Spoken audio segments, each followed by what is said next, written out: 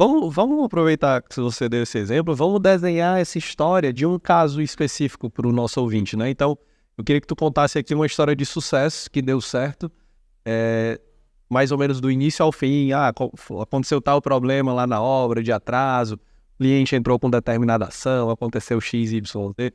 Vamos pegar um exemplo para ficar bem desenhado também na minha e na mente de quem está assistindo ou ouvindo. Vamos lá.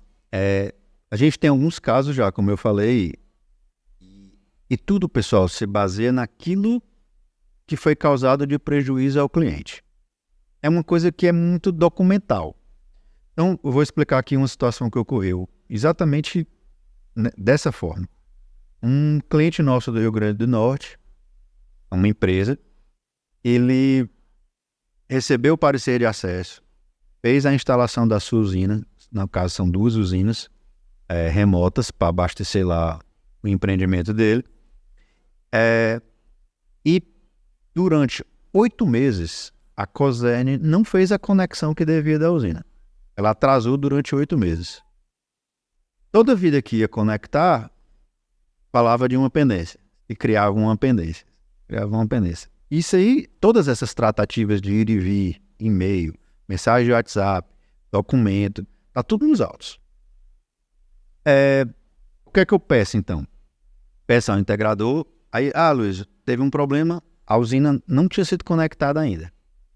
Então o que é que eu pedi? Eu entrei com a ação pedindo uma liminar para o juiz determinar a conexão imediata da usina, que ela estava pronta, e uma indenização por todo o período, que no caso daria os 8 meses, que a usina deveria ter gerado e deveria ter sido creditada e não foi. Seria o valor em reais que digamos que essa usina produz R$5.000 por mês. Pronto. Então, 10 meses, ele teria que ressarcir R$50.000. Vai um laudo técnico, certo? Que geralmente é o integrador que montou a usina que faz. Ele diz lá, basicamente assim, a usina com a potência de inversor tal, tem condições de gerar X quilowatts por mês. Multiplica isso pelo valor do quilowatt da distribuidora e dá o prejuízo mensal. Desde que você pensou aí. Lembra que eu falei 3 de 11 mil, aquele exemplo? Pronto. No caso do nosso cliente lá do Rio Grande do Norte, eram 8 meses. Né? Até o que fosse conectado. Vamos lá. O que é que aconteceu especificamente nessa ação? Como isso é muito didático, na hora que o juiz recebe a ação, coincidência ou não, Pedro, no outro dia, no mesmo dia, foi assim, eu protocolei a ação por volta de meio-dia. Quando eu fui ligar para o cliente dizendo que eu tinha protocolado, ele liga, tipo 3, 4 horas da tarde. Doutor, a Cosern está aqui conectando nossa usina. No mesmo dia. Não sei se foi coincidência ou se essas empresas sabem, e tem pessoas que sabem, né, que entrou com a ação. Aí eu peguei e falei assim para ele, para o cliente, eu disse assim, senhor, vamos fazer o seguinte, o pedido de liminar é para conectar a usina. Já que ela vai ser conectada, não tem mais sentido a liminar, mas vamos continuar pleiteando os prejuízos. Quer dizer, a atuação está valendo. Aí, assim foi. Resolveu a conexão, mas ainda temos aí um prejuízo para resolver. Apagou o incêndio, né? Conectou a usina realmente. E aí, essa atitude da distribuidora, eu acho que, na verdade, é um entendimento parcial, assim, né? Eu sou suspeito para falar, mas eu acho que isso aí acabou sendo uma atitude que é contrária a ela. Por quê? Porque se ela vinha durante 8 meses alegando que não conectava por pendências e nada de novo aconteceu, e de repente ela chegou numa tarde e conecta, é porque não tinha pendência nenhuma. Porque se houvesse pendência, realmente não tinha como conectar. Teve audiência, né? Eu fui a Natal fazer essa audiência presencial, porque não era audiência remota. O juiz pediu para que se explicasse de novo, desenhando. E assim, eu achei muito interessante porque o fato dele pedir significa que ele teve a humildade suficiente para dizer, eu não entendo, mas eu quero aprender. A pessoa que fez o laudo serve como nossa testemunha no processo. Final das contas, a ação foi julgada procedente e o juiz mandou a Cosern indenizar todo o período que deixou de ser gerado, acreditado. Já teve uma ação aqui no Ceará também, muito parecida, e que, inclusive, houve uma condenação por dano moral até, pela imagem ficar prejudicada, porque prometeu que ia gerar energia renovável e não fez. Então, cada caso é um caso. Mas o documento básico, se você ou qualquer um de vocês me ligar depois e perguntar, eu vou dizer, olha, eu vou precisar desse laudo. Não é um laudo assim complexo demais, não. É um texto mostrando, olha, está atrasado, era para ter conectado a usina no dia tal, conforme o parecer de acesso, orçamento de conexão, que vocês estão chamando agora, né? O que a lei está chamando agora. Era para ter conectado, por exemplo, dia 10 de janeiro. Não foi conectado. Estamos final de junho, por exemplo. Então, deixou de gerar isso aqui. Qual é o prejuízo? Aí, do jeito que você falou, em real.